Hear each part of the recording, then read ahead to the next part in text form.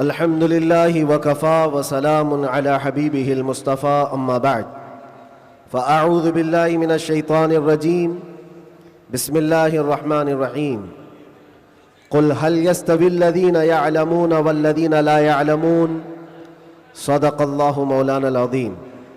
बारगाह रिसालत मुआब सल्लल्लाहु तआला अलैहि वसल्लम में एक बार दुरूद पाक का हदिया पेश करें।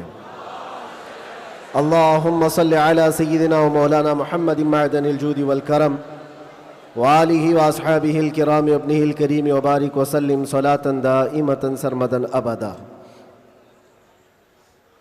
सबसे पहले मैं आप सबसे गुजारिश करूँगा कि आप जिस कैफियत में हैं, जहाँ हैं, थोड़ी देर के लिए बर्दाश्त करें, बैठ जाएं, इसलिए कि अब हर एक को यहाँ देखना मुमकिन नहीं है और आप सब अल्लाह के इस मुक़द्दस घर में हैं जहाँ की थोड़ी सी बेअदबी हमारे आमाल ज़ाया कर देती है। मुझे याद है आज से ठीक 1 साल पहले हम यहीं खड़े थे। 2023 का आखिरी समा गुज़र रहा था और मैं उस वक्त यहाँ आपसे बयान कर रहा था कि हम नए साल की तैयारी कर रहे हैं, इस्तकबाल कर रहे हैं और शायद पुराना बयान निकालें तो याद भी होगा कि हमने ये कहा था कि 2024 आने वाला है और 24 हमारे लिए अच्छा होता भी नहीं है।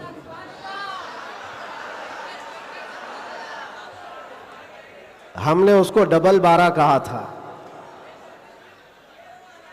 बहरहाल जैसे तैसे 24 तो गुजर गया, लेकिन आला हज़रत का 25 आने वाला है। अब तो दौर हमारा होगा इंशाअल्लाह। 24 के बाद ही 25 आता है। 24 जब गुजर जाए तो फिर आला हज़रत का 25 आता है। मेरे अजीज़ों,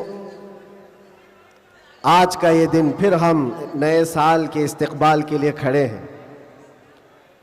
वही हुजूम है, बल्कि उससे कई गुना ज़्यादा। जिन लोगों को ये लगता है कि इस धार को उंगली दबा करके रोक दिया जाए तो ये मुमकिन नहीं है। कुछ बात तो है कि मिटती नहीं हस्ती हमारी, कुछ बात तो है कि मिटती नहीं हस्ती हमारी। सदियों रहा है दुश्मन दौरे ज़मा हमारा। और ये इकबाल ने हमको बेखौफ किया है, बुज़दिली नहीं सिखाई। और ख़ास तौर पर उलमा इस्लाम और तलबा इस्लाम यहाँ मौजूद हैं। ये कोई नई बात नहीं है जो कुछ हम आज देख रहे हैं, ये हमारी परंपरा चली है और दस्तूर ऐसा ही चला है।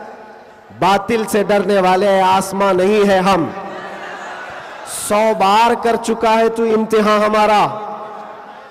और तौहीद की अमानत सीनों में है हमारे, आसान नहीं मिटाना नामो निशां हमारा। आसान नहीं मिटाना नामो निशां हमारा।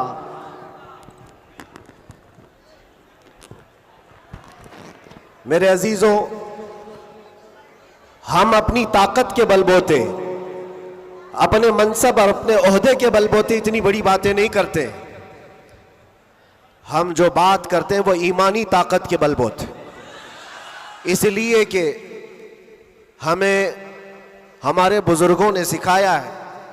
आपकी नॉलेज के लिए मेरे असातिज़ा के बारगाह में मैं ये अर्ज़ करूँगा, एक लंबे गैप के बाद, तकरीबन 10 महीने हो गए, मैं जलसे जुलूस नहीं किया। 8 महीने तो अंदर था और 10 महीने के बाद मैं परसों पहला जलसा किया और स्टेज का पहला जलसा किया और वो भी गुजरात में किया। सुभान अल्लाह, सुभान अल्लाह।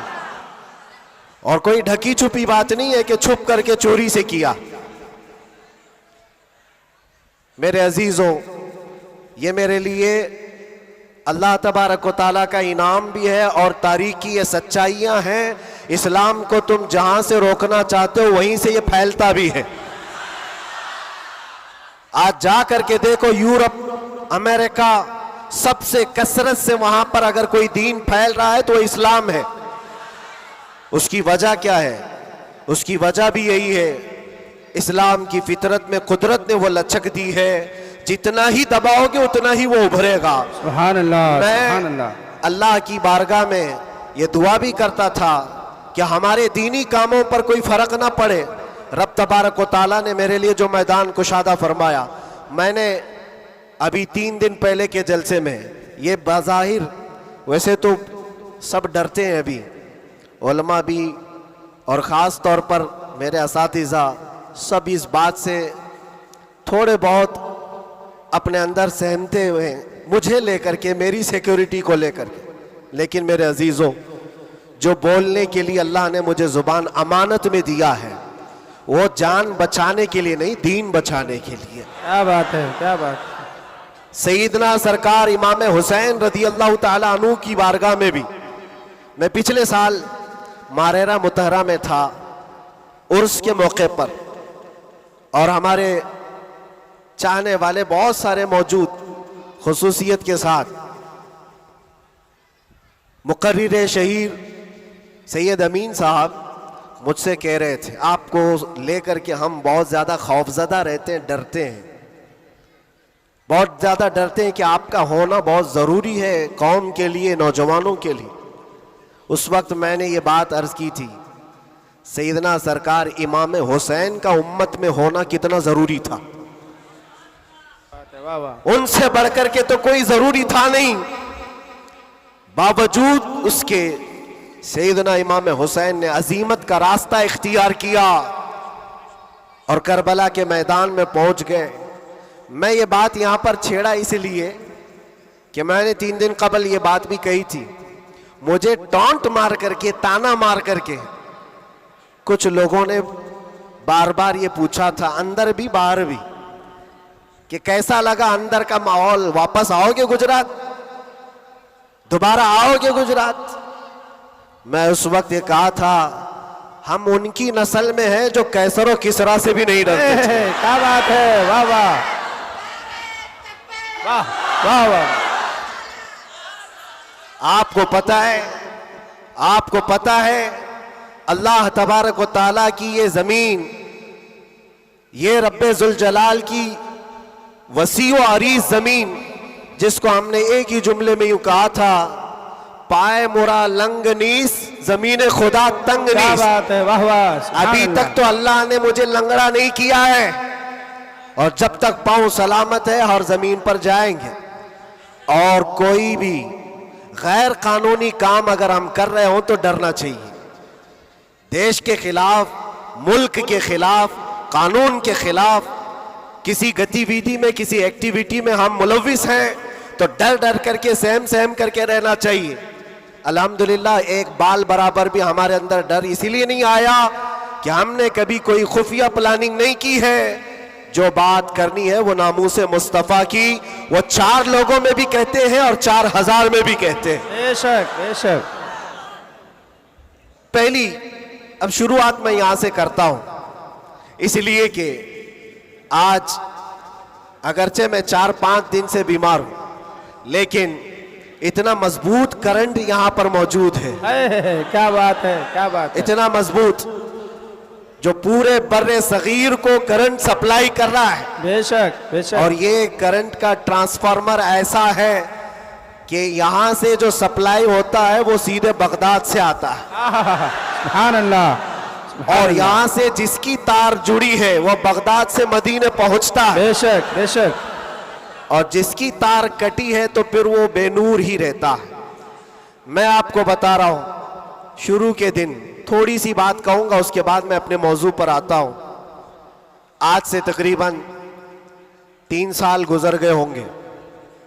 हमारे मुल्क का माहौल बड़ा ही अजीब हो गया था, जगह जगह गुस्ताखियां आप सबने भी सुनी और दिल महसूस कर रह जाता था। हालात बड़े पेचीदा होते चले जा रहे थे।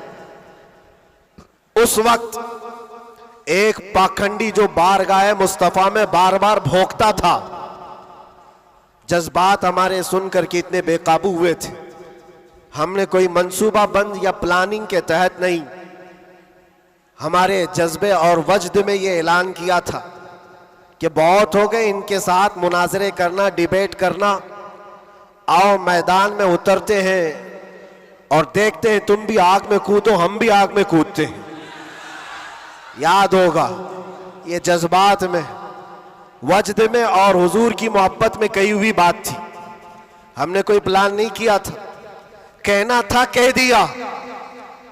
और वो तो 40-50 लोगों के बीच में कही हुई बात थी। महीने के बाद पता चला कि इस बात को अल्लाह ने पूरी दुनिया में पहुंचाया। क्या बात है, वाह वाह। हर जगह, हर इलाके में पहुंचाया, और जिसको पहुंचना था उस तक तो बराबर पहुंची। क्या बात है, क्या बात और है। फिर बाद में हमको पता चला कि हमने कुत्ते की दुम पर बराबर पांव रखा है। वाह वाह, वाह वाह। अब सुनिए, मैं ये बात क्यों छेड़ रहा हूं, आज ये बात मुझे अर्ज करनी क्यों पड़ रही है। जज्बात में, वजद में कही हुई बात तो थी, लेकिन जब सामने से जवाब आया कि हाँ हम आने को तैयार हैं, तो फिर सोचना भी हुआ।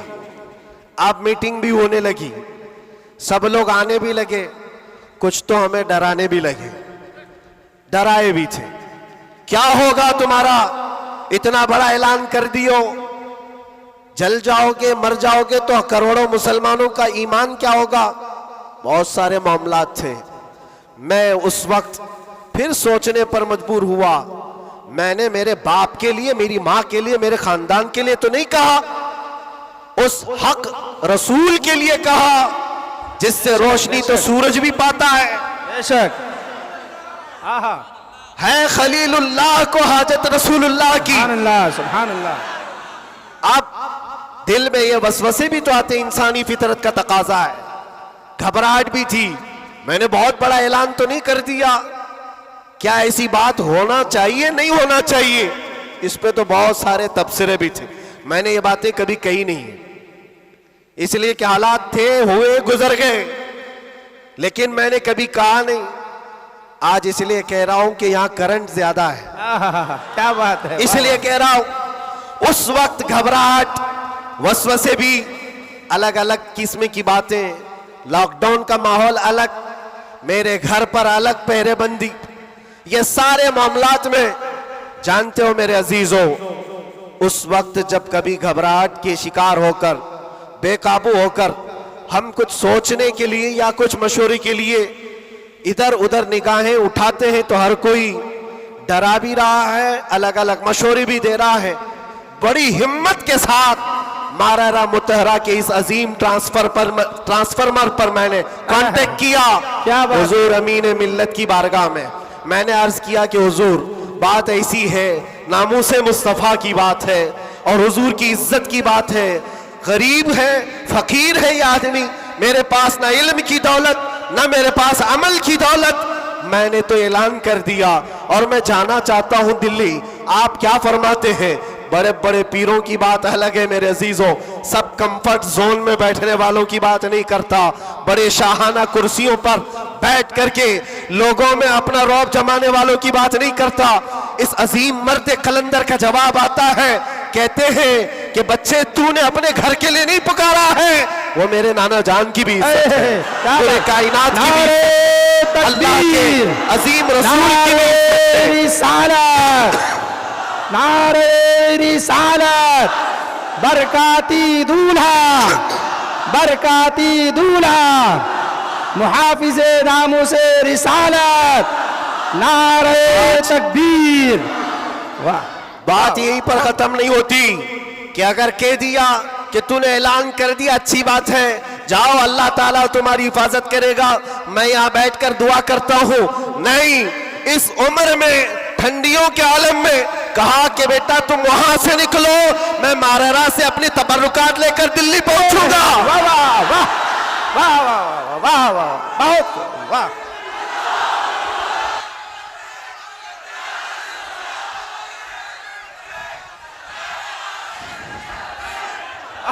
वाह वाह, सुभान अल्लाह, सुभान अल्लाह।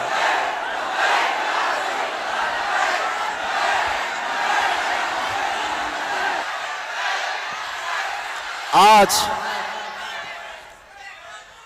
ये बात इसीलिए अर्ज कर रहा हूं, कैसे आकाओं का बंदा हो रजा, बोल बाले मेरी सरकारों के। सुभान अल्लाह, सुभान अल्लाह। मैंने उसके बाद फोन रख दिया और उसके बाद सबसे कहा कि अब किसी बात की फिक्र नहीं है, अब टेंशन नहीं है, अब कोई फिक्र की बात नहीं और डर की बात नहीं।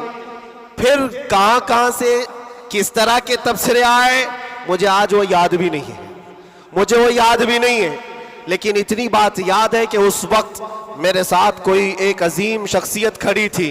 हम तो इंतजार में थे और गए भी थे, लेकिन तारीख सबको पता है। मैं अपनी तारीफ के लिए नहीं दोहराता ये बात, मैं अपनी बड़ाई के लिए नहीं दोहराता ये बात, लेकिन ये हक्कानियत को साबित करने के लिए मैं कहता हूं, मैं क्या हमारे मोहल्ले का 8 साल का बच्चा भी उठ करके ऐलान करे मेरा रब उसकी मदद फरमाएगा। बेशक बेशक बेशक। क्यों? इसलिए कि वो नामूस मुस्तफा की बात कर रहा है, वो इज्जत रसूल की बात कर रहा है।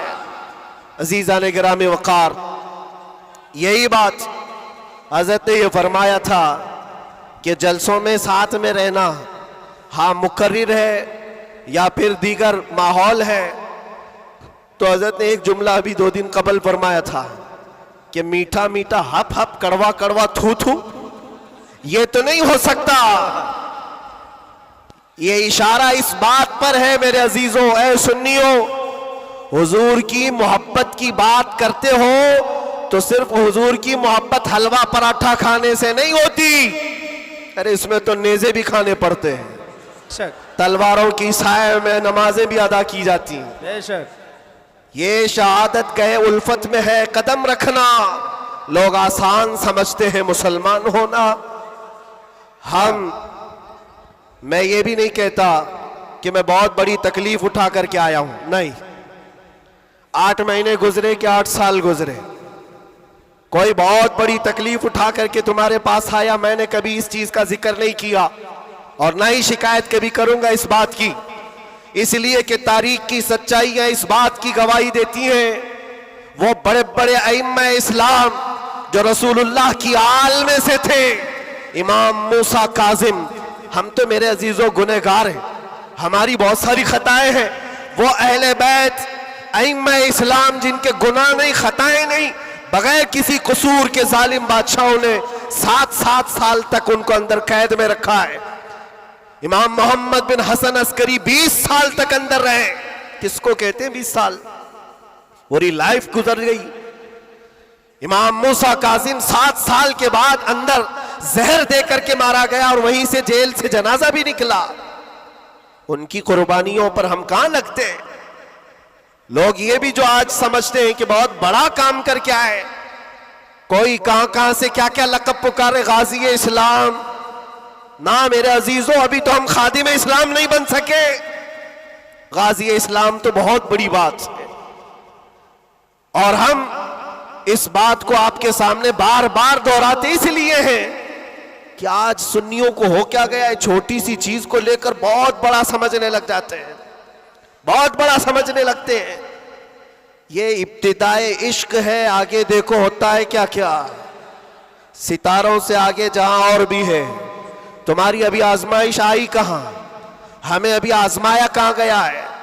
कुरान तो ये कहता है कि हम हसिबतुम अन तदखुलुल जन्नत वलम्मा यातिकुम मसलुल लज़ीना खलौ मिन क़ब्लिकुम मस्सतहुमुल बअसाउ वद्दर्राउ वज़ुलज़िलू हत्ता यक़ूल अर्रसूलु वल्लज़ीना आमनू मअहु मता नस्रुल्लाह अला इन्न नस्रल्लाहि क़रीब। रब ताला फरमाता है, क्या तुम ये सोच कर बैठे हो कि तुम सीधे जन्नत में चले जाओगे और तुमको वैसी तकलीफें नहीं आएंगी जैसे पहले वालों को आई थी? और कैसी आई थी? कुरान कहता है वो जुल्जिलू, उन्हें हिला दिया गया था। यहां तक कि रसूल पाक ने और ईमान वालों ने यह कहना शुरू किया, अल्लाह की मदद कब आएगी? फिर रब ताला फरमाता, आगाह हो जाओ, अल्लाह की मदद करीब है। हमारी आजमाइशें कहां आई है मेरे अजीजों? कौन सी तकलीफें, कौन सी मुसीबतें? उलमा इस्लाम को आज अल्लाह तबारक व तआला ने ठाट बाट से रखा है, हर तरह की सहूलियात तुम्हें आज मिली हुई है। कौन सी नेमत की कमी मौला ने दी है? हर चीज तुम कदम बाहर निकालो कि सारी सहूलियत तुम्हारा इस्तेकबाल कर रही है। हम यहां एसी में दिन और रात गुजारने वाले हैं, कालीनों पर सजदे करने वाले हैं और मुर्ग मुसल्लम हर दिन खाने वाले हैं। तुम्हें कहां पता है अभी कि आजमाइश कहते किसे हैं, तकलीफें कहते किसे हैं।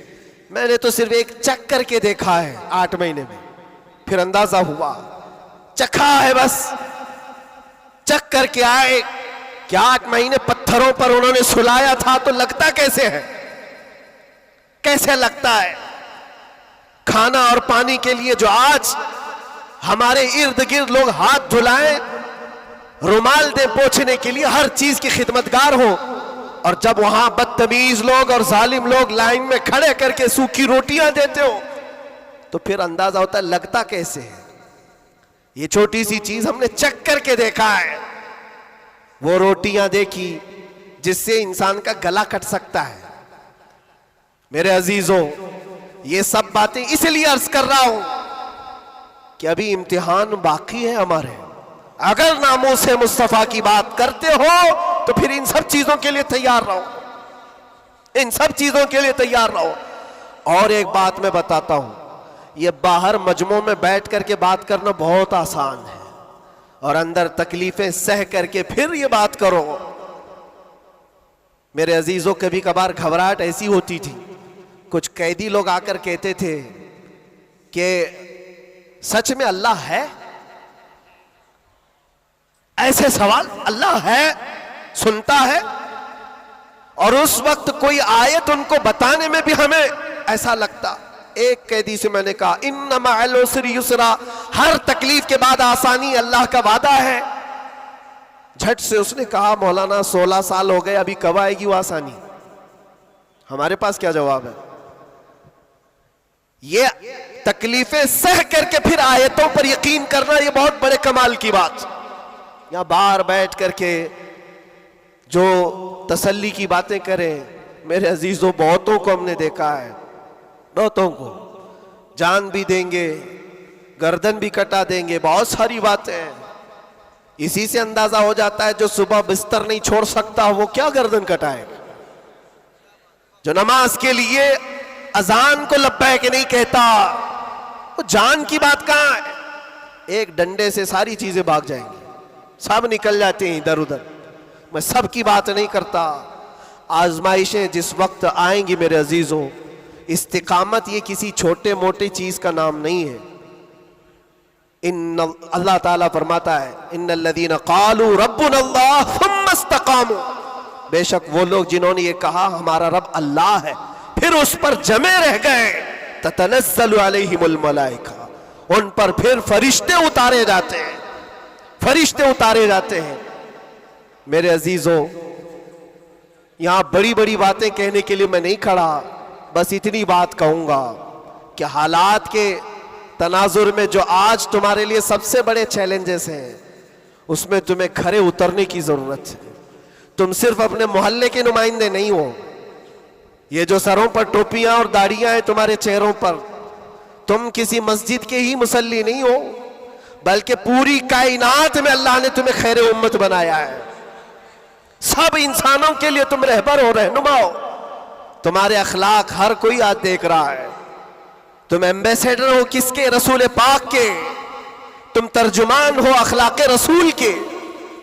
अगर आज तुम नहीं उठोगे और ये अखलाक नहीं दिखाओगे तो इससे सिर्फ तुम्हारे घर का नहीं, पूरे दीन इस्लाम का, आगे आने वाली नस्लों का बहुत बड़ा खसारा है, बहुत बड़ा नुकसान है। नौजवानों से मैं बार बार ये अपील करता आया हूं, ऐ नौजवानों उठो, उठो, वो घर ना हश्र ना होगा फिर कभी, दौड़ो के जमाना चाल अपनी चल गया है। और दहर में इसमें मोहम्मद से उजाला कर दो, कुव्वते इश्क से हर पस्त को बाला कर दो। आज तुम्हारे सिर्फ खड़े होने की देर है। किस चीज के लिए खड़े होने की देर है? जब जब मैं ऐसी बातें करता हूं तो हमारे जो रिश्तेदार कलम कापी लेकर बैठे उनको लगता है ये जंग के लिए बुला रहे हैं, अभी तलवार भाले नेज़े की बात कर रहे हैं। मेरे अजीजों, तुम्हारे लिए सबसे बड़ा हथियार इश्क़ मुस्तफ़ा है। इश्क रसूल है, मोहब्बत मुस्तफ़ा है। और जब वो किसी के अंदर आ जाता है तो फिर उसके अखलाक से वो नजर भी आता है, उसके अखलाक से वो नजर आता है। जाहिल आशिक रसूल नहीं बन सकता। आशिक रसूल इल्म की तरफ बढ़ता है। जाहिल और ऐसा बदअकीदा जो दावा करता हो हुजूर के गुलाम होने का, अगर उसकी जुबान में सच्चाई नहीं है तो वो आशिक रसूल है ही नहीं। अल्लाह के नबी सल्लल्लाहु ताला अलैहि वसल्लम ने फरमाया, मेरे गुलामों में से जितने हैं, अगर कोई मुनाफिक हो तो मुनाफिक के अंदर दो आदतें जमा नहीं हो सकती। हुजूर पाक सल्लल्लाहु अलैहि वसल्लम फरमाते हैं, दो आदतें मुनाफिक के अंदर नहीं आ सकती। वो कौन सी दो आदतें हैं? अच्छे अखलाक। ये अच्छे अखलाक, ये सिर्फ हंस करके मिलना, इसको अच्छे अखलाक नहीं कहते। वो बहुत लंबी इसकी एक तशरीह है। अच्छे अखलाक मुनाफिक के अंदर नहीं आ सकते। और दूसरी चीज, अल्लाह पर तवक्कुल और रसूल की हर बात पर यकीन, ये मुनाफिक के अंदर नहीं आ सकती। मैं आपसे पूछता हूं, अल्लाह रब्बुल इज्जत की हर बात पर आपको यकीन है? रसूल पाक के हर फरमान पर यकीन है? बेशक बेशक। अगर यकीन है तो ये जुबान से बोलने की बात क्या है? फिर तुम्हारा अमल कहां है? इसीलिए सैयदना अबू बकर शिबली रहमतुल्लाह ताला अलैह सिलसिला कादरिया के बड़े बुजुर्ग हैं, गौसे पाक के दादा पीरों में आते हैं। आप कहते हैं मेरी जिंदगी का सबसे कठिन सवाल, सबसे मुश्किल सवाल ये है, अगर किसी ने मुझसे पूछ लिया क्या तुम हुजूर पाक सल्लल्लाहु अलैहि वसल्लम से मोहब्बत करते हो, वो कहते हैं मेरे लिए सबसे कठिन सवाल है। अभी मैं पूछूं तो सब हाथ भी उठाएंगे, सब उठा देंगे। हुजूर पाक सल्लल्लाहु अलैहि वसल्लम से मोहब्बत है, यानी सब चिल्ला के बोलेंगे है। लेकिन हजरत अबू बकर शिबली कहते हैं ये मेरे लिए इसका जवाब सबसे मुश्किल है। कहा इसमें क्या मुश्किल है? आप फरमाते हैं अगर ना कह दिया तो ईमान चला जाएगा, अगर ना कह दिया तो ईमान चला जाएगा, और अगर हां कहूं तो मेरे अमाल उसके मुताबिक नहीं, झूठा पड़ जाता हूं, दिल मलामत करेगा। जुबान से तू रसूल पाक की मोहब्बत की बात करता है, कहां है तेरे अमल? अजीजा ने गिरामी वक़ार, ये दो आदतें मेरे आका फरमाते हैं मुनाफिक के अंदर नहीं आ सकती। अच्छे अखलाक और अल्लाह उसके रसूल पर यकीन कामिल। यकीन से ही तो आरी होता है मुनाफिक, यकीन उसका खत्म हो चुका होता है। यहां अभी लक्की ड्रॉ शुरू हो जाए और चीट पे चीट होते रहते, हर साल होते रहते, फिर भी उसमें घुसते भी रहते। लाख का 2 लाख बनाना है, अभी देखो कितने आ जाएंगे। और कैसे कैसे चीटर लोगों पर यकीन करते हैं। और 2-4 लोगों ने बोल दिया कि नहीं मेरा भी डबल हुआ है, सब आ गए, लाइन लग जाती है, कई कई 100 करोड़ खा करके चले जाते हैं। इन पर तुम्हें यकीन है? और मुस्तफा करीम सल्लल्लाहु ताला अलैहि वसल्लम ने फरमाया, तुम सुबह अपनी नींद को छोड़कर, बिस्तर कर छोड़कर अपने घर से वजू करके मस्जिद की तरफ निकल कर आए, 2 रकात नमाज अदा कर लिया। हुजूर पाक सल्लल्लाहु अलैहि वसल्लम फरमाते पूरी दुनिया की दौलत से ज्यादा कीमती है। सुभान अल्लाह, सुभान अल्लाह। यकीन है इस पर तो इन्वेस्ट करो। अगर हुजूर पाक सल्लल्लाहु अलैहि वसल्लम की हर बात पर यकीन है तो इन्वेस्ट करो इसमें।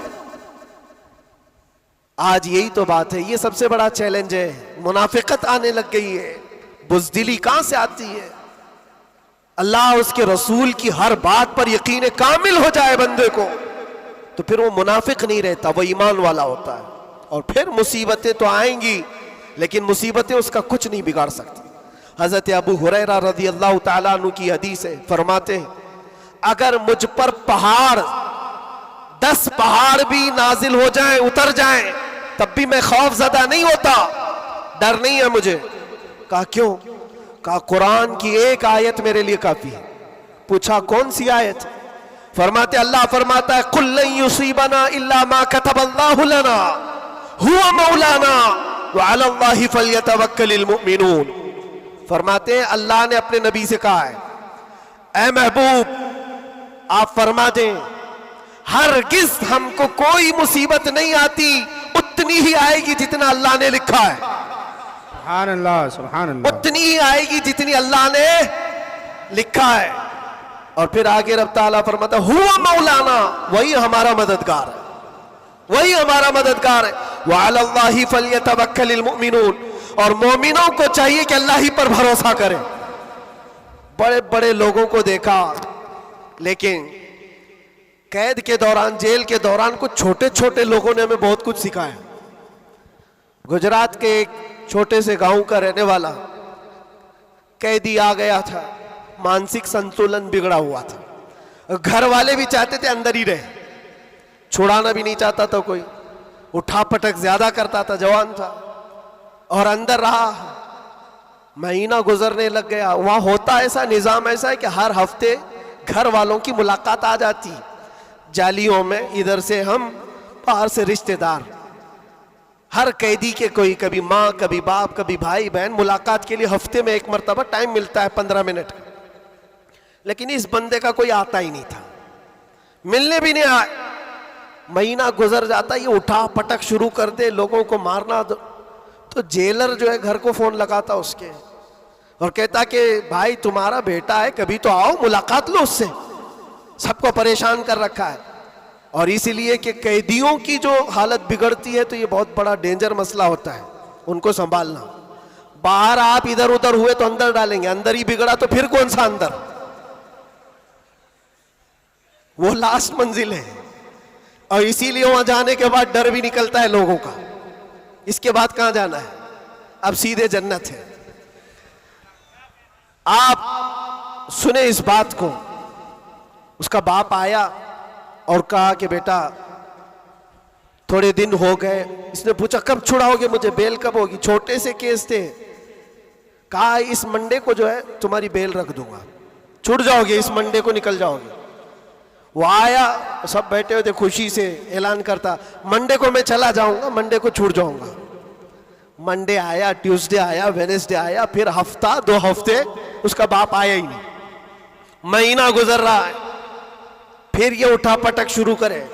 फिर फोन करके उसके बाप को बुलाया, आओ मुलाकात लो। बाप आया, फिर पूछा कब होगा अब्बा। कहा मैं थोड़ा सा काम में बिजी था, इस मंडे तो तेरा हो जाएगा, इस मंडे को हो जाएगा। ये आता और कहता फिर बेचारा, वहां तो ऐसे ही है, सब तिनके के सहारे पे ही रहते। वकील बोलता इस डेट में होगा, हाँ ठीक है, उसके अलावा करे क्या। तो वो सबसे कहता इस मंडे को पक्का है, वो भी गया मंडे। फिर 1 महीना गुजरा, ये 6 महीने उसका बाप हर मंडे को ही बोलता था, बार बार आए, तवज्जो चाहता हूं। और हालत ऐसी हो गई 6 महीने के बाद, वो बाप से मिलकर के अंदर आ रहा है, सारे कैदी खुद ही बोलने लगे इस मंडे को है ना तेरा। उसके बोलने से पहले ही कहते इस मंडे को बेल है ना तुम्हारी, जमानत होने वाली है। उसको हर्ट हो गया, तकलीफ हो गई। जब दिल पर किसी के चोट लगती है तो टूटे हुए दिलों की बहुत जल्दी सुनी भी जाती है।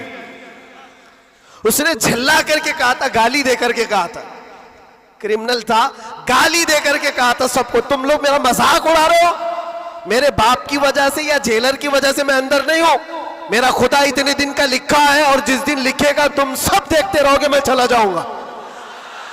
क्या बात है, वाह वाह। हमने सोचा ये कहां से इतना बड़ा ईमान आया। और इत्तेफाक से शनिचर के दिन वो अपने बाप से मिलकर के आया था, उसको चिढ़ाया गया था और वो बिफर करके इस तरह की बात किया था। और मंडे के दिन उसका बाप जमानत का बीड़ा लेकर आ ही गया और वो हंसते खुशी से जा रहा था और कहा मैं नहीं कह रहा था, मेरा खुदा जब तक लिखा हुआ है तब तक मैं यहां रहूंगा, किसी के बाप की ताकत नहीं हमें अंदर रखने की। इसीलिए मैं कहता हूं मेरे अजीजों, जो भी मुसीबतें आएंगी, हमारा अकीदा है अल्लाह ने फरमाया उतनी पहुंचेंगी जितनी अल्लाह ने लिखा है, और मददगार भी वही है, मददगार भी वही है। मैं इससे कबल भी आपके यहाँ एक बात सुनाया था, हजरत सैयदना यूसुफ अलैहिस्सलातु तस्लीम के मुतालिक। आप जेल के अंदर 7 साल काट लिए और 2 कैदियों ने ख्वाब देखा था। हजरत यूसुफ अलैहिस्सलाम ने उनके ख्वाब की ताबीर बताई थी। एक उसमें मरने वाला था, एक छूटने वाला था। कुरान पाक में वाकया मौजूद है। जो छूटने वाला था उसको यूसुफ अलैहिस्सलाम ने कहा था कि मैं तेरे ख्वाब की ताबीर बता रहा हूं, छूट करके जाएगा तू। बादशाह बदल चुका है, जो मुझे कैद में डाला था अब वो नहीं है, मिस्र का बादशाह भी बदल गया है। जाना और बादशाह से मेरी दरखास्त रखना कि मैं बेकसूर कई सालों से अंदर कैद में हूं। ये कैदी अपने ख्वाब की ताबीर के मुताबिक ही, उसने ख्वाब देखा था, उसकी ताबीर के मुताबिक छूट गया। और जेल से छूटने वाला सब भूल भी जाता है, पलट के दरवाजा भी नहीं देखता, कौन है क्या है सब भूल जाता है। और वो भी गया बेचारा, सब भूल गया। और बादशाह के सिपाहियों में ने मुसाहिबीन में खास लोगों में शामिल हो गया। लेकिन उसको वो बात याद नहीं आई यूसुफ अलैहिस्सलाम ने क्या कहा था। यूसुफ अलैहिस्सलाम की जो दरखास्त थी बादशाह के पास वो भूल गया। और बाज रिवायतों में फिर 7 साल गुजर गए बिना किसी गलती और कसूर के। यूसुफ अलैहिस्सलातु तस्लीम एक दिन रब ताला की बारगाह में रो पड़े, कहा है मालिकुल मुल्क या ज़ल जलाली वल इकराम, तेरा ये बंदा बेकसूर कब तक ये दरवाजों के अंदर कैद रहेगा? क्या मेरे लिए दरवाजे अब खुलेंगे नहीं? तो जानते हो ये ऐसा मकाम है। रब तबारक व तआला ने फरमाया, ऐ यूसुफ, कैद में अंदर गया, अगर तुझे बाहर जाना ही था तो बादशाह से क्यों दरखास्त किया? क्या मैं नहीं था? ये नबियों के लिए है मेरे अजीजों, आला ईमान है। हजरत यूसुफ अलैहिस्सलाम इस पर फूट फूट कर रोते रहे। हमारा भी यही हाल होना चाहिए। एक बात मुझे अल्लाह तबारक व तआला का इनाम है, मैं ये अर्ज करता हूं यहां पर गुफ्तगू, मैं जो चीजें शुरू किया था इसको यहां स्टॉप करता हूं। सारे लोगों ने दुआएं की, मुझे पता है, और सबसे ज्यादा मैंने हुजूर ताजुश शरिया को और हुजूर अमीन मिल्लत को ख्वाब में बार बार देखा। और हजरत ने अभी मुझसे कहा था कि हम सब परेशान थे, बहुत दुआएं करते थे। मेरे छूटने की दुआएं या मेरे आराम की दुआएं ये अलग मकाम रखती हैं।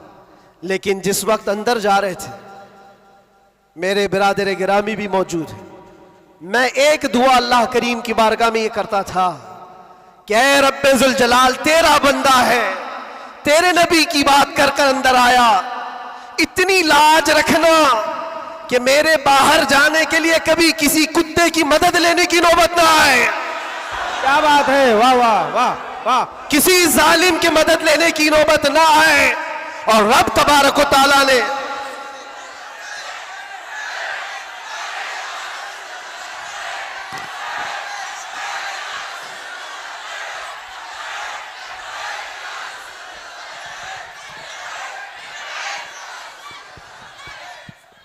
इस बात की वजाहत भी कर दूं, बहुत बड़ी जिम्मेदार शख्सियत मौजूद है, मेरे अल्फाज का मैं जिम्मेदार हूं जो कुछ कह रहा हूं।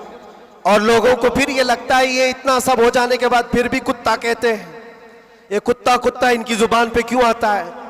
मेरे अजीजों, ये अब कोई गैर कानूनी बात नहीं। सुप्रीम कोर्ट के जज ने भी हमारा जजमेंट देने के वक्त कहा था ये कोई ऐसी बात नहीं है, हेट स्पीच नहीं है, every dog has a day, हर कुत्ते का एक दिन होता है। हमने तो थोड़ा सा कहा था, उन्होंने बहुत कहा है। तो ये जो भी मैं कहूंगा अब सुप्रीम कोर्ट के एतबार से कहूंगा। और फिर मैं अभी तक तो कभी वो शेर को दोहराया भी नहीं, क्योंकि मैंने देखा है 5 साल के 6 साल के बच्चे सामने खड़े होकर के वही दोहरा रहे हैं। वाह वाह वाह। बल्कि मैंने तो ये भी देखा, अंदर कैदियों को जब बहुत ज्यादा तकलीफ देता था कोई, तो कहता था वही बात। वाह वाह। आज वक्त है तुम्हारा। क्या बात है। हर जगह पर खाना सही नहीं मिल रहा है तो भी वो कैदी यही पुकार कर कहते थे आज वक्त है, आज वक्त है। मेरे अजीजों, जितना ही तुम दबाओगे उतना ही वो उभरेगा। या हम अपनी तारीफ के लिए, अपने घर के लिए नहीं बोलते। हमने कभी किसी कम्युनिटी को, किसी खास धर्म को या किसी खास मजहब को निशाना बनाकर कभी नहीं बोला। हाँ, मेरा ये मिशन है कि जो हुजूर पाक सल्लल्लाहु ताला अलैहि वसल्लम की इज्जत के लिए उंगलियां उठाएगा तो हम उसका जवाब देते रहेंगे। बेशक बेशक। और अगर एक आदमी करता है तो एक का जवाब, 10 करते तो 10 का जवाब। इसका मतलब ये नहीं होता कि हम पूरी कम्युनिटी को बोल रहे हैं, पूरे मजहब को बोल रहे हैं, किसी कौम को बोल रहे हैं। ये तो फैलाई गई बात है। बहरहाल वक्त आने के बाद सब समझ में आ जाएगी। आज जिस चीज के लिए ये कॉन्फ्रेंस रखी गई है, तालीमी बेदारी कॉन्फ्रेंस, मेरे अजीजों, ये इतनी बड़ी वक्त की जरूरत, मैं आपको क्या बताऊं, इस्लाम शुरू ही हुआ है इकरा कहते हुए। सबसे पहली आयत मेरे नबी पाक पर जो उतरी वो क्या है? मुसलमानों, इतनी तो बात याद रहे, इकरा बिस्मि रब्बिकल्लज़ी खलक। कुरान की सबसे पहली आयत क्या है? बिस्मिल्लाह खानी कराई गई कि नहीं कराई गई? तो पढ़े हो ना, तो पढ़ो, इकरा बिस्मि रब्बिकल्लज़ी खलक। इकरा का मतलब होता है ऐ महबूब पढ़ो, ऐ रसूल पढ़ो। देखो कुरान पाक में बहुत जगह पर अल्लाह ने कुल भी कहा, कहो, लेकिन जब सबसे पहली आयत आई तो उसमें कहा कुल नहीं, इकरा, पढ़ो अपने रब के नाम से। और एक बुजुर्ग ने बहुत अच्छी बात कही, ये उससे कहा जाता है पढ़ो। जिब्राइल अमीन आए, हुजूर पाक सल्लल्लाहु अलैहि वसल्लम से कहने लगे इकरा बिस्मि रब्बिकल्लज़ी खलक। 3 बार तो हुजूर ने नहीं पढ़ा था, सिर्फ वो इकरा इकरा कह रहे थे। चौथी बार जिब्राइल ने कहा इकरा बिस्मि रब्बिकल्लज़ी खलक, पढ़ो अपने उस रब के नाम से जिसने पैदा किया। नबी पाक ने पढ़ा। और इकरा उसको कहा जाता है जो पहले से पढ़ा हुआ हो। और नए आदमी को पढ़ाने के लिए कहेंगे कहो जैसे मैं कह रहा हूं, जैसे मैं कह रहा हूं ऐसे कहो। और भी एक बात, जो हुजूर पाक सल्लल्लाहु ताला अलैहि वसल्लम के मुतालिक बहुत सारी बातें मुस्तशरिकीन ने जो फैलाई, वो उम्मी थे। उम्मी का माना कुछ ना हंजार लोग अनपढ़ करते हैं कि इनके रसूल अनपढ़ थे। अनपढ़ नहीं, उम्मी कहते हैं जो किसी से नहीं पढ़ा हुआ हो। बेशक, उसका उस्ताद नहीं, लेकिन वो सबका उस्ताद है। सुभान अल्लाह, सुभान अल्लाह। अब एक बात तो मुझे बताओ, कुरान कहता है अर्रहमान अल्लमल कुरान खलकल इंसान, 3 आयतें। अर्रहमान, रहमान अल्लाह रब्बुल इज्जत, अल्लमल कुरान, उसने कुरान सिखाया। तीसरे नंबर पर है खलकल इंसान, उसने इंसान को बनाया। मुझे एक बात बताओ, रहमान दूसरे नंबर पर आए थे, उसने कुरान सिखाया। तीसरे नंबर पर आए थे, उसने इंसान को पैदा किया। इंसान को पैदा किया, ये तीसरे नंबर पर। कुरान सिखाया, ये पहले दूसरे नंबर पर। जब इंसान बाद में पैदा हुआ है तो कुरान सिखाया किसको? क्या बात है, वाह वाह। अर्रहमान अल्लमल कुरान, वो रहमान है जिसने कुरान सिखाया, फिर इंसान बनाया। मुफस्सिरीन फरमाते हैं ये जो इंसान पैदा किया इससे मुराद आदम अलैहिस्सलाम है, और कुरान सिखाया इससे मुराद मोहम्मद रसूलुल्लाह। सुभान अल्लाह। और अब तबारक व तआला ने अपने नबी को उस वक्त इल्म दिया है जब अभी आदम को पैदा भी नहीं किया। मुअल्लिम कायनात की उम्मत हो मेरे अजीज हो, मुअल्लिम कायनात की तुम उम्मत हो, और जाहिल रहना तुम्हें ज़ेब देता है। उस रसूल पाक की उम्मत हो जिसने पूरी कायनात को इल्म का इनकलाब दिया है। इल्म का इनकलाब। जब हुजूर पाक सल्लल्लाहु अलैहि वसल्लम मदीने तैयबा तशरीफ लाए थे, 6 लोगों को सिर्फ लिखना आता था, कलम पकड़ना कितने लोगों को आता था? 6 लोग। 10 साल का अरसा गुजरा हुजूर पाक सल्लल्लाहु अलैहि वसल्लम की वफात के वक्त 80,000 लोगों के हाथों में कलम था। सुभान अल्लाह, सुभान अल्लाह। यह इनकलाब जिंदगी भर का कोई टीचर भी नहीं करता। वो रसूल पाक सल्लल्लाहु ताला अलैहि वसल्लम ने इल्म का अजीम इनकलाब पैदा किया था। और उस रसूल की उम्मत अगर जाहिल हो तो कैसे ज़ेब देता है? इसीलिए मैंने देखा है बहुत सारी जगहों पर बड़ी बड़ी तहरीकें चलती, लेकिन रसूल पाक सल्लल्लाहु ताला अलैहि वसल्लम का सच्चा जानशीन, उनकी आल व औलाद का ये सच्चा जानशीन, मारारा मुतहरा का और खानवादे बरकात का चश्म चिराग ऐलान करता है, आधी रोटी खाएंगे और बच्चों को। सुभान अल्लाह। ये सिर्फ मारेरा का ऐलान नहीं, ये रसूल पाक का मिशन है, ये इनकलाब है जो नबी पाक सल्लल्लाहु ताला अलैहि वसल्लम का लाया हुआ। अगर तुम जाहिल रहोगे, बेनूर रहोगे, जाहिल आदमी हलाल और हराम में तमीज नहीं कर सकता, जाहिल को कुफ्र और ईमान पता नहीं है, जाहिल कब गुमराह होगा उसे खुद पता नहीं चलता। इसलिए मेरे अजीजों, इल्म के बगैर इस्लाम भी नहीं है, इल्म के बगैर इस्लाम नहीं। आपको पता है दौरे जिहालत कहा जाता है इस्लाम से पहले वाले दौर को, और दौरे इस्लाम, इस्लाम के बाद। इस्लाम और जिहालत तो अपोजिट चीजें हैं, ये कभी एक जगह आ नहीं सकती। आज उम्मत के अंदर हम देख रहे हैं, कुछ लोगों को मैंने देखा अंदर, जिनसे पूछा गया पहला कलमा क्या है, तो आई टाई कर रहे हैं, नहीं पता है। तुम्हारे नबी कौन, ये भी नहीं पता। हम तो इस खुशफहमी में चल रहे हैं, जुम्मा में भीड़ है, जलसों में भीड़ है, सबकी टोपी है, सबको आता होगा, खंगालो तो कलमा भी नहीं आ रहा है। यूं ही ये मुसीबतें नहीं आ रही है मेरे अजीज, यूं ही हमको डराया और धमकाया नहीं जा रहा है। तुम्हारे अंदर इल्म की दौलत हो तो तुम अपने रब तबारक व तआला की जात पर यकीन कामिल के साथ जियोगे। आज दुलमुल यकीन के साथ जो जीते वो जिहालत की वजह है, जिहालत है। और जो जिस तरह हाँकना चाहे आज हाँक रहा है तुम्हें। इल्म की तरफ आओ, इल्म की तरफ। हर बच्चे को आज पढ़ा लिखा हुआ होना जरूरी है, हर बच्चे को।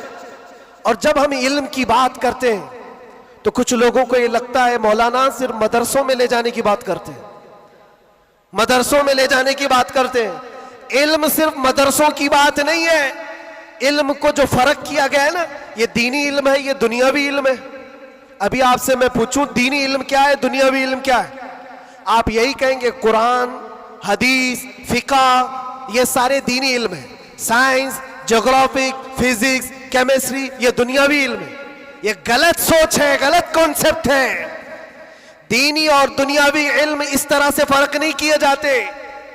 अगर आप कुरान का इल्म, हदीस का इल्म, फिका का इल्म पैसा कमाने के लिए हासिल कर रहे हैं तो ये दुनियावी इल्म है, वो दीनी इल्म नहीं। मदरसों में भी वो दीनी इल्म नहीं। और साइंस पढ़ते हो, ज्योग्राफी पढ़ते हो, केमिस्ट्री पढ़ते हो अल्लाह को पहचानने के लिए, तो ये दीनी इल्म है, ये दीनी इल्म है। तुम्हारी सोच से ही दीनी और दुनियावी का फर्क होता है, ना कि डिपार्टमेंट और शोबे से फर्क होता है। इसलिए जो बच्चे कॉलेज में, यूनिवर्सिटीज में, वो अपना कंटिन्यू करें, बढ़े आगे।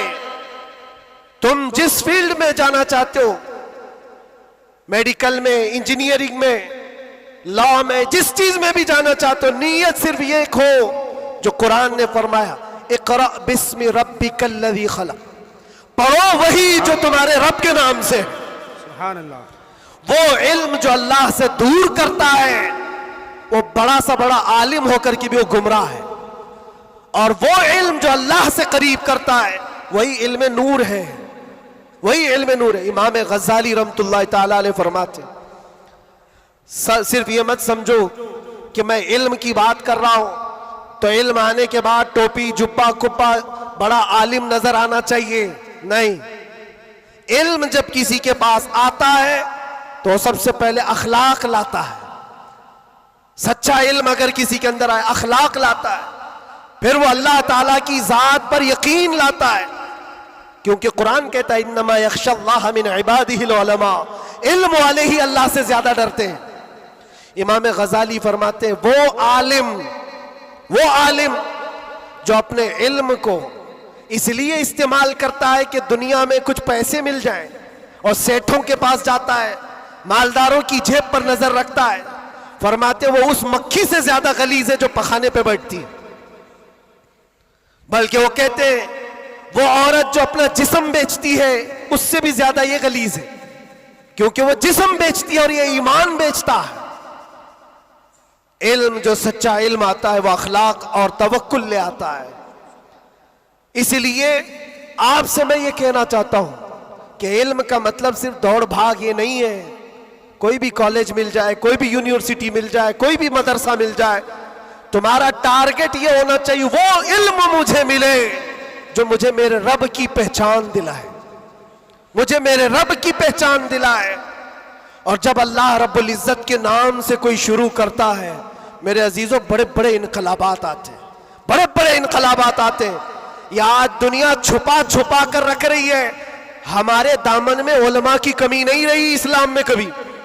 ये तो जाहिल आज हुई हमारी कौम, वरना दुनिया को क्या नहीं दिया है उलमा इस्लाम ने। आपको पता है ये सब जो उठाए हुए कैमरे हैं ये किसकी देन है? सबसे पहले इब्नुल हैसम ने ये कैमरे की इजाद की थी और उसकी थ्योरी भी बनाई थी अपनी आंखों के लेंस से। दुनिया को उड़ने का तरीका देने वाला अब्बास बिन फराज सबसे पहले प्लेन बनने से भी पहले उड़ करके एक मीनारे से पैराशूट का तस्वुर देने वाला, एक्सरे का तस्वुर देने वाला आलिम इस्लाम है। खवारज़मी ने घड़ी का तस्वुर दिया है। अलजिब्रा इस्लामी उलमा ने तुम्हारे सामने रखा है। आज जो ये हिंद से लिखे जाते हैं 1 2 3, ये आदात कहां से आए? इस्लामी उलमा ने इसको ईजाद की। ईजादात की एक लंबी फेहरिस्त है। आज भी कैलिफोर्निया यूनिवर्सिटी के अंदर, अमेरिका के अंदर तिब में, मेडिकल में और बच्चों की सर्जरी पर जो लिखी गई सबसे पहली किताब अबू अली सीना की है। अल कानून आज भी रखी हुई है। पूरी दुनिया को सर्जरी सिखाने वाले, पूरी दुनिया को मेडिकल लाइन में लाने वाले इस्लामी उलमा है। बच्चों के अमराज पर सबसे पहली लिखी जाने वाली किताब उलमा इस्लाम की है। कौन सा मैदान है जिसमें मेरे नबी के गुलामों ने बाजी नहीं मारी है? सब जगह है। बस बात आकर के यहां रुकती है जिसको इकबाल ने क्या सच्चे अल्फाज में कहा है, उनके जो हम गुलाम थे खल्क के पेशवा रहे। सुभान अल्लाह। खुलासा यही है, उनके जो हम गुलाम थे खल्क के पेशवा रहे, उनसे फिरे जहां फिरा फिर आई कमी वकार ने। ये डोर जो कटी है तुम्हारी या धीमी हुई है, यहां से इज्जतों में कमी आई है। पढ़ना लिखना तुमने बंद कर दिया, ना इधर के है ना उधर के। मेरे अजीजों, ना मदरसों का इल्म रह गया, ना स्कूल कॉलेज का इल्म रह गया। ये तो इस्लाम का तकाजा नहीं है, इस्लाम नहीं चाहता है। इसलिए आज की इस कॉन्फ्रेंस के जरिए से, ये तालीमी बेदारी कॉन्फ्रेंस है, मैं अवेयरनेस लाना चाहता हूं। और अब अगर कोई यहां बैठा हुआ ये अहद करके उठता है कि मुझे इल्म हासिल करना है, हमारी ये कॉन्फ्रेंस उसूल होगी। दिल में सोचते हो हासिल करना है, और इल्म की कोई उम्र नहीं होती। ये मत सोचना मेरी शादी हो गई, बच्चे हो गए, अब क्या पढ़ूंगा। अरे बूढ़े हो जाओ, दाढ़ी सफेद हो जाओ, तब भी तुम्हारे इल्म हासिल करने की उम्र नहीं जाएगी।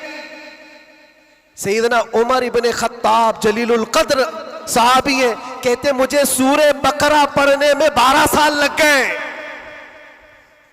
तुम चाहते हो जुम्मा 8 दिन के अंदर कुरान भी खत्म हो जाना चाहिए। हाँ, इसमें मिटा दो अपनी हस्ती को अगर कुछ मर्तबा चाहो कि दाना खाक में मिलकर गुले गुलजार बनता है। शेख सादी रहमतुल्लाह अलैह फरमाते 60 साल के बाद तो मैंने इल्म देखा है। और ये शर्म हया की बात नहीं, इल्म हासिल करना हो।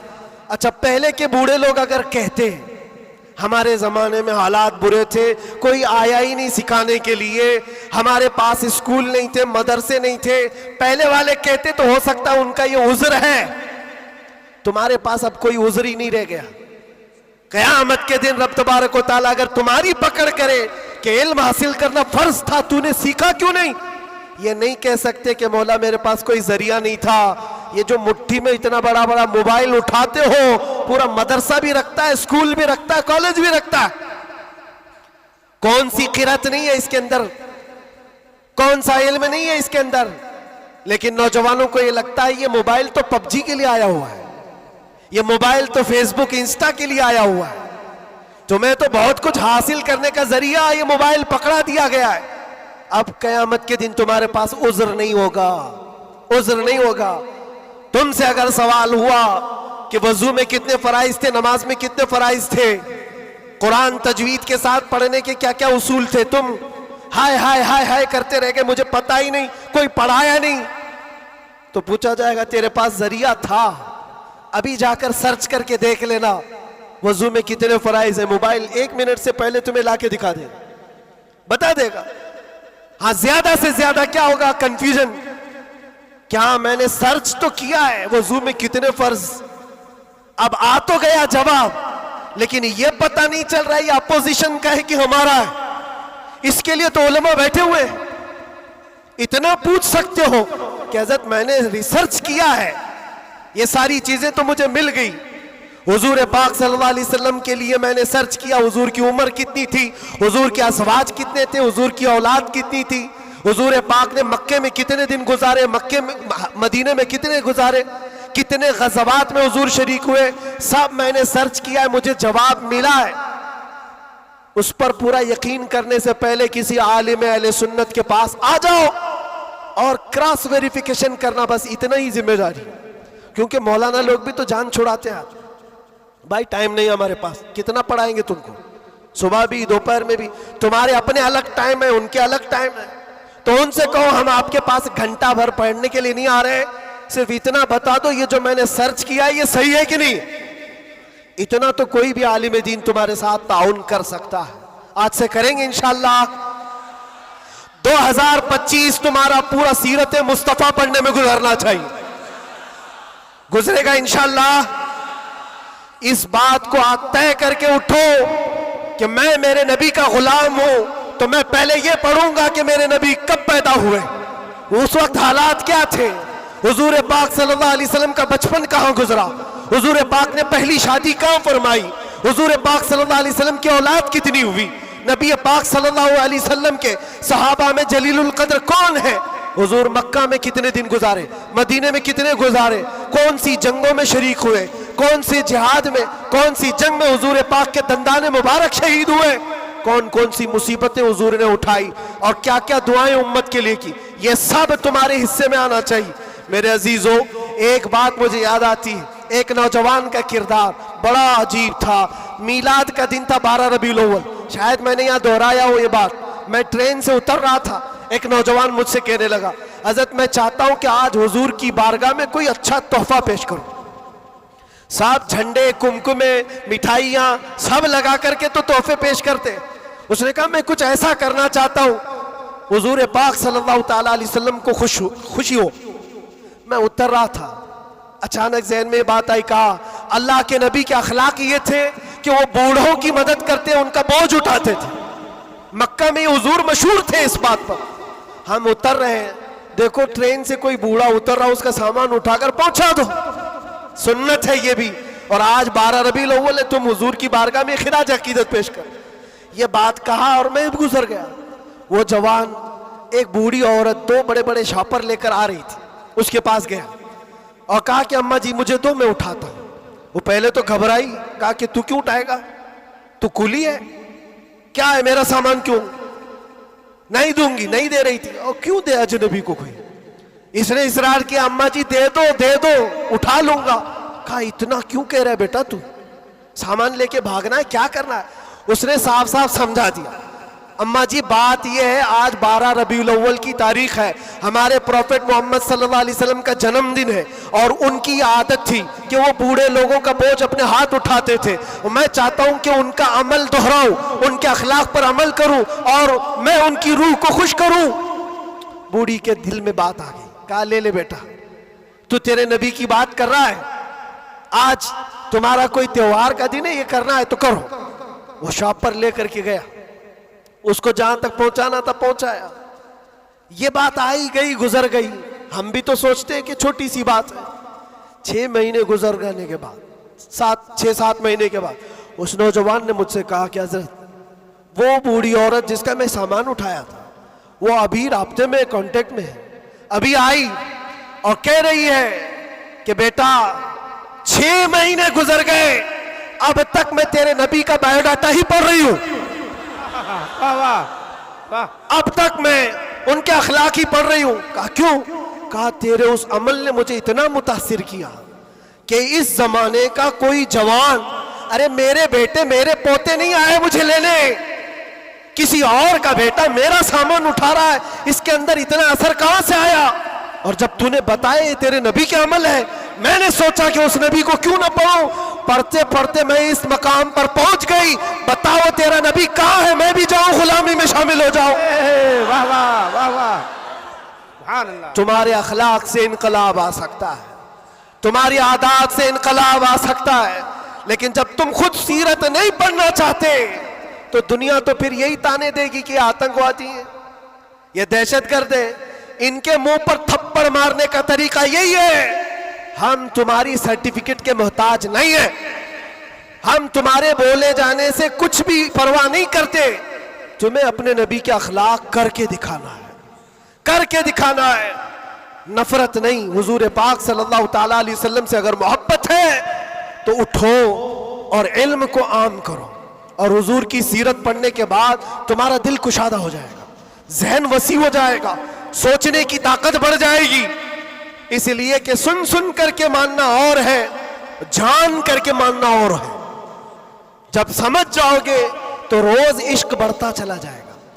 आप चाहते हो मेरे नबी पाक की मोहब्बत और आए, चाहते हो हुजूर का इश्क और बढ़े, सिर्फ और सिर्फ यह है कि हुजूर को पढ़ना शुरू करो, सीरत पढ़ो और इतना गुम हो जाओ, इतना गुम हो जाओ कि फिर तुम मुस्कुरा भी दो या चलने फिरने लगो तो दुनिया पुकार कर कहेगी इसके अंदर से मदीने की खुशबू आती।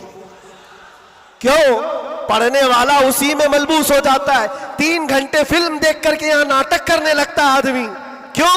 इसलिए कि इंसान की फितरत ऐसी है, जो देखता है वो कैच करता है और उसी तरह करने की कोशिश करता है।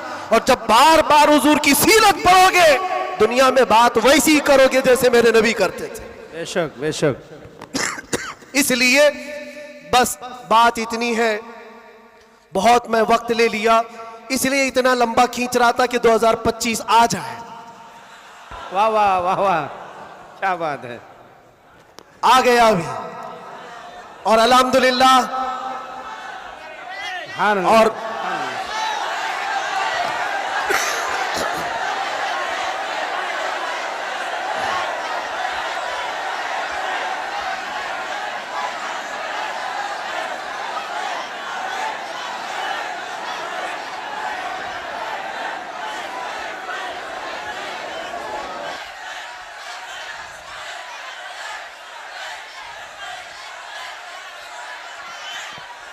अल्लाह तबारक व तआला इस आने वाले साल को हम सब के लिए खैर और बरकत वाला साल बनाए। बला और मुसीबतों से अल्लाह हम सबको नजात रखे और इस पूरे साल को अल्लाह ताला हम सब के ईमान और अकीदे में जिला अता करे।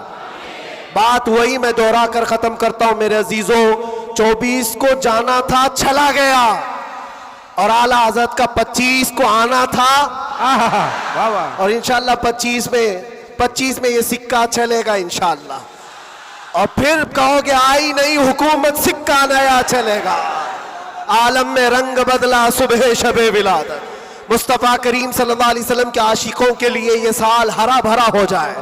मौला करीम की बारगाह में ये दुआ भी करते हैं कि रब तबारक व तआला इस आने वाले साल को हम सब के इल्म का साल बनाए, हम सब के अखलाक का साल बनाए और इनकलाब का साल बनाए।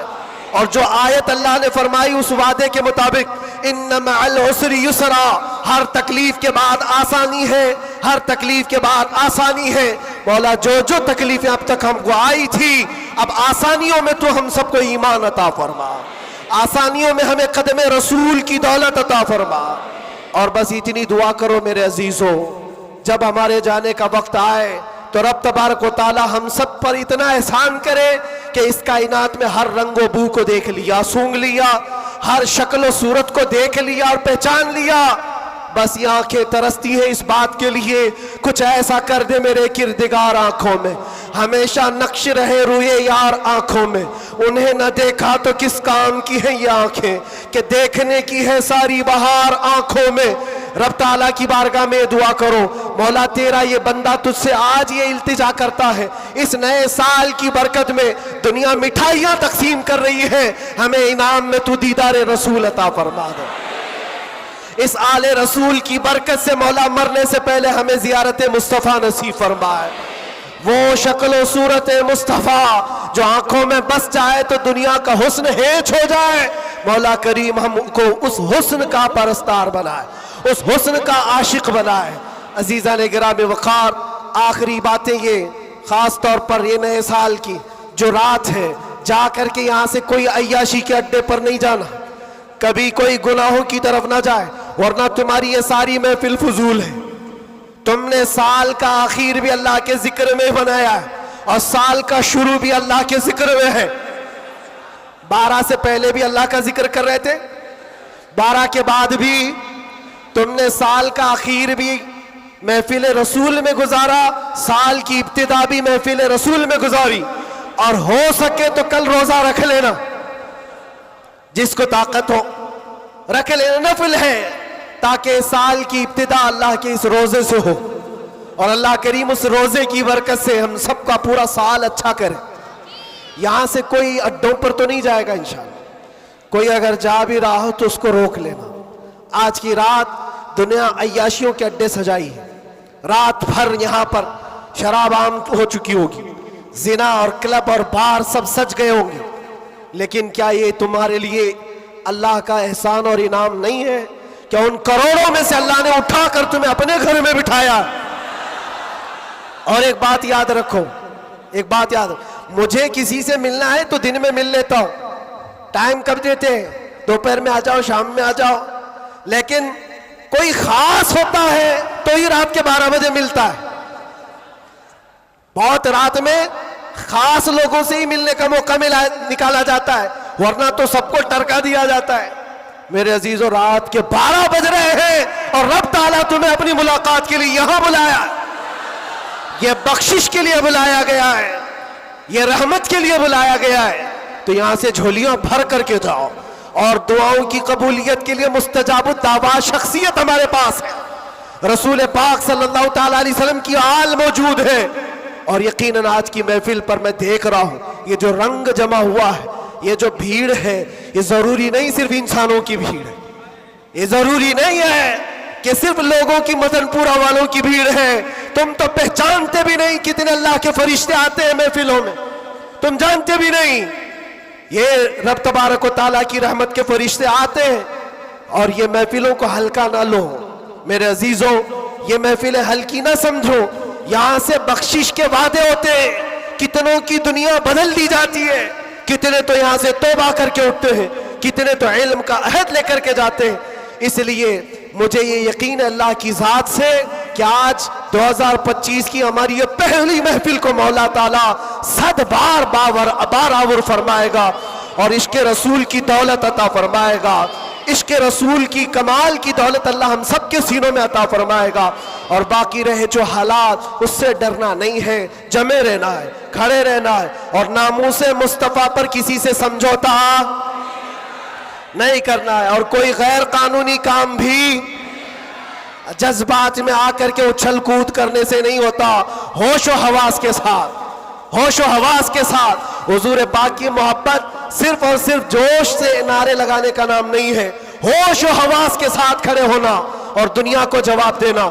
हम भी जो ये बोलते हैं, लोगों को ऐसा लगता है सिर्फ जोश में बोलते हैं, ये सिर्फ जोश में बोलते हैं। हाँ बोलते थे, लेकिन अब होश में भी बोलते हैं, होश में भी बोलते हैं और डर करके नहीं, डर करके नहीं, बल्कि इसलिए कि हुजूर पाक सल्लल्लाहु ताला अलैहि वसल्लम की उम्मत की खिदमत करनी है, हुजूर के नामूस के लिए काम करना है।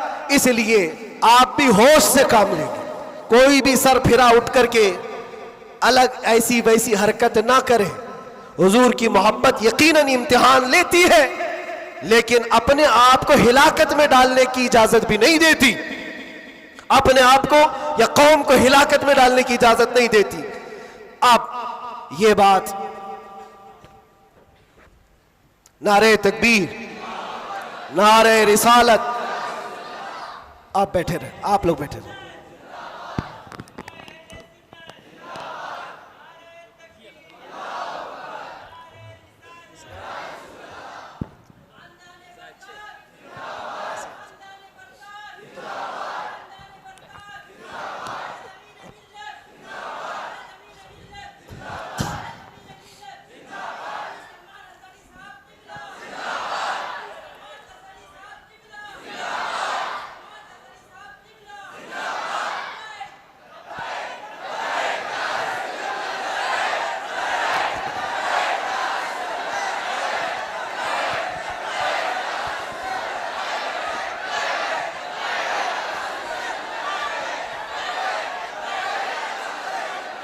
तवज्जो मेरे अजीज़ों, हमारी महफिल में अब आमद हो चुकी उस्ताजुल असातिज़ा, फ़ख्रुल अमासिल, हज़ारों उलमा के उस्ताद हज़रतुल अल्लाम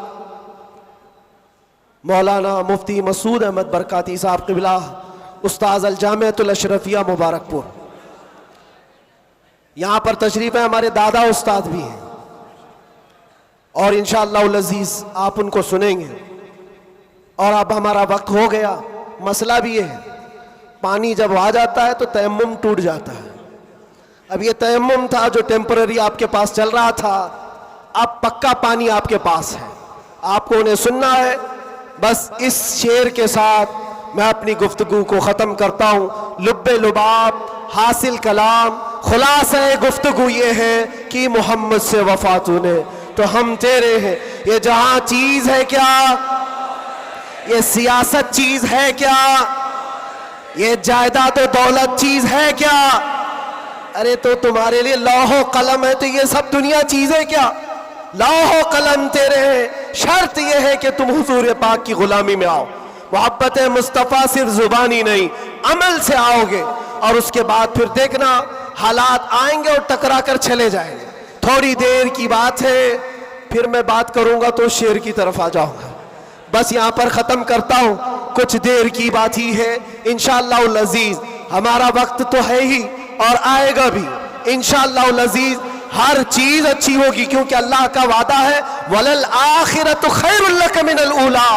अल्लाह ने कुरान में फरमाया, लोगों को ऐसा लग रहा था कि ये मैंने शेर में चैलेंज किया, दावा किया है, ये रब का ऐलान है। अल्लाह ने अपने नबी से कहा है, ऐ रसूल आपका हर आने वाला साल, हर आने वाला वक्त पहले से ज्यादा बेहतर होगा।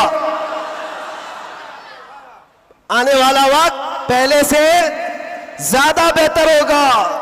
फिर इंशाअल्लाह हम अल्लाह के इस फरमान पर क्यों नहीं कह सकते हमारा दौर आएगा, है और आएगा इंशाअल्लाह। अल्लाह करीम हम सबको कहने सुनने से ज्यादा अमल की तौफीक अता फरमाए। व आखिर दावाना अनिल हम्दुलिल्लाहि रब्बिल आलमीन। लब्बैक या रसूल अल्लाह।